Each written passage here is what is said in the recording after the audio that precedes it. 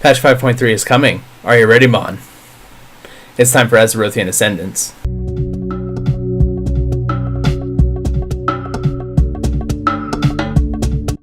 Welcome to this week's Azerothian Ascendance. My name is Syladylin. You can just call me Syl. And this week we're talking all about patch 5.3. Blizzard has not been messing around with this rapid implementation of patches. They're continuing on with a brand new patch 5.3, which is currently out on the PTR now for testing. But that's old news at this point, because actually there's been a lot of hot fixes and updates that have been applied to the PTR since it first launched. So let's talk about them. First of all, and probably most exciting in this patch, is the story movement towards the end resolution of Mist of Pandaria. In patch 5.3, the Horde go full-out rebellious against Garrosh, and they begin to fight his forces in the Northern Barrens. For players in that area, you can actually chase down the Kor'kron forces and kill them. And you can also take their supplies, and doing this has a chance to reward you a latent Kor'kron armor piece, which when turned in actually gives you a 476 epic that is appropriate for your spec and class, which is pretty cool. Good way for you to get into LFR level. The event's been dubbed by Blizzard as Quest Campaign Escalation. If this is the end of it, we don't know yet for sure. This is what they have on the PTR, so it's likely we may see this scale up to some more full-fledged assault before the patch is ready to release. Even more exciting news, though, is that the Brawlers Guild is getting some big updates this patch. They're adding a rank 9 and a rank 10. Currently it caps out at rank 8, so you'll have more fights to take on. In addition to these new ranks, rank 8 players get access to exclusive VIP areas within their Brawlers Guild for their faction. And rank 10 players with the new rank also get the ability to buy a Mushan mount. Now, the model for this hasn't been data mined yet. It looks like it's probably going to be pretty similar to Galleon's mount, but more than likely going to be a different color and different model so that it's not quite as rare, we'll say. They're also adding a cool new thing to the Brawlers Guild called Challenge Cards. Challenge Cards will allow you to summon unique enemies to fight once.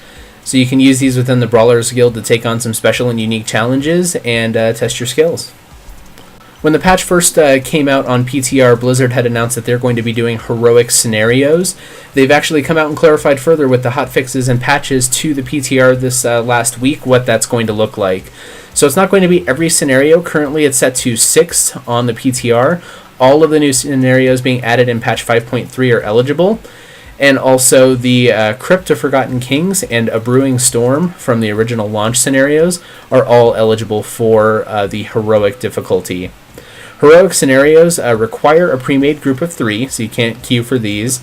And they also have a special lockout, so for any of the scenarios with this difficulty option, you can only do that scenario once a day. Now this is regardless of difficulty, so if you queue for this as a normal and do it, let's say Crypt of Forgotten Kings, you won't be able to do the heroic version of that same day. You'll have to wait for the lockout to reset, and then you can queue up and do it with a pre-made group, of course. So if you do the normal, sorry, gonna have to wait. PvP is getting a lot of really big changes in this upcoming patch, in addition to the item level cap in Battlegrounds at 496, which Blizzard has already talked about a little bit, and the changes to resilience and PvP power on gear and on characters. PvP got some new vanity items this week, namely some cloaks and tabards, and these are going to both be available at the 2500 rating requirement. You'll be able to pick those up and use them. For all my pet battlers out there, this patch is going to be pretty exciting because that Beasts of Fable quest they added most recently with 5.2 is getting broken up into pieces, so you can actually choose to do individual components of it each day, and you can choose to do the entire quest chain, again, every day. To compensate for this, they're actually buffing the legendary pets that are out there a little bit further, so they will be going up in difficulty. And they're also making it so that both the Beast of Fable quests and the Spirit Tamer quests are getting experience and lesser charm rewards added to them. So there's going to be some added incentive for you to do those in patch 5.3. Other pet battle improvements Blizzard is making in this patch include the ability for you to duel with other players inside of any raid or instance. So if you have that mid-raid bio break and you and a friend are the only people left around, you can break out the battle pets and have a fun, friendly duel.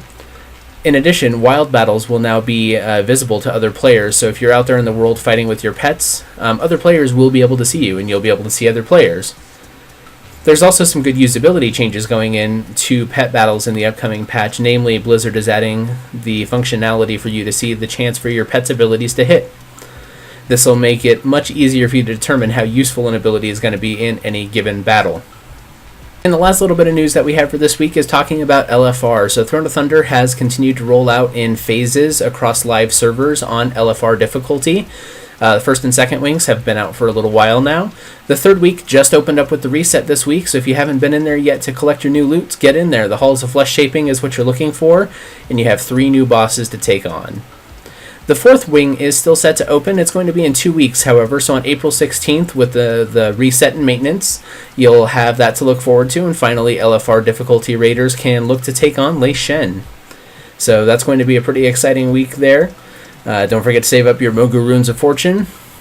And that is all the WoW news that we have to talk about this week here on Azerothian Ascendance. So remember, I am Syladylin. Don't forget to comment if you have anything to add to the discussion.